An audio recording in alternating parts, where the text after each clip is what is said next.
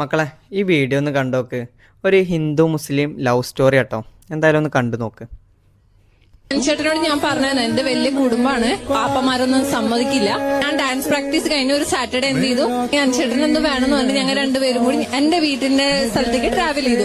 ആൾക്കാർ വന്ന് ബസ്സിൽ കയറിയായിരുന്നു. ഞങ്ങള് കുറെ നോക്കണേ, കാരണം ഞാൻ തട്ടിട്ടിട്ടുണ്ട് അഞ്ചേട്ടൻ കുറി വെച്ചായിരുന്നു. അപ്പൊ ഹിന്ദു മുസ്ലിം അവർക്ക് ഭയങ്കര എഗൻസ്റ്റ് ആയിരുന്ന സമയമായിരുന്നു അത്. എന്റെ ബസ് സ്റ്റാൻഡിൽ, എന്റെ സ്ഥലത്തെ ബസ് സ്റ്റാൻഡിൽ എത്തിയപ്പോൾ ആൾക്കാരൊക്കെ വന്ന് ഞങ്ങൾ രണ്ടുപേരും നല്ലോണം അടിച്ചിട്ട് ഭയങ്കര സിവിയർ കണ്ടീഷൻസ് ആയിരുന്നു. അപ്പൊ ഫാമിലീസ് അവരും വന്നു. അപ്പൊ ഞാന് തറവാടിന്റെ പേര് നശിപ്പിച്ചു എന്ന് പറഞ്ഞിട്ട് അവരും ഭയങ്കര ക്രൂഷ്യലായിട്ട് ചെയ്തു. പിന്നെ അവിടെ നിൽക്കാൻ പറ്റിയില്ല.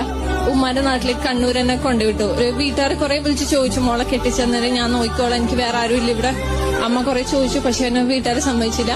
പിന്നെ അങ്ങനെ ഒരു സാഹചര്യത്തിൽ ചാടേണ്ടി വന്നു.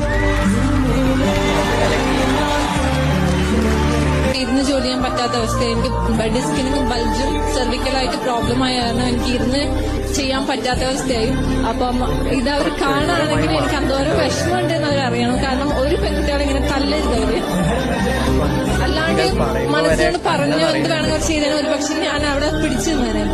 വീട്ടുകാർ പറഞ്ഞ് മനസ്സിലാക്കായിരുന്നെങ്കിൽ ഇന്ന് ആ കുട്ടി ഇങ്ങനെ പോവില്ലായിരുന്നു. എന്തായാലും സന്തോഷത്തോടെ ജീവിക്കട്ടെ എന്ന് ആശംസിക്കുന്നു. അപ്പം അത്രയ്ക്കുള്ളൂ പറയാൻ. അയച്ചിട്ട് ഞാൻ പ്രണയത്തിന് സപ്പോർട്ട് ചെയ്യാമെന്ന് വിചാരിക്കരുത്. പ്രണയം ആർക്കും ആരോടും തോന്നാം. പക്ഷേ ജീവിതത്തിൽ വരുമ്പോൾ എല്ലാം നമ്മൾ ചിന്തിക്കുക, എന്ത് കാര്യങ്ങളും നന്നായിട്ട് ഒരു 3 വട്ടം ആലോചിച്ചിട്ട് ചെയ്യുക, അത്രേ ഉള്ളൂ.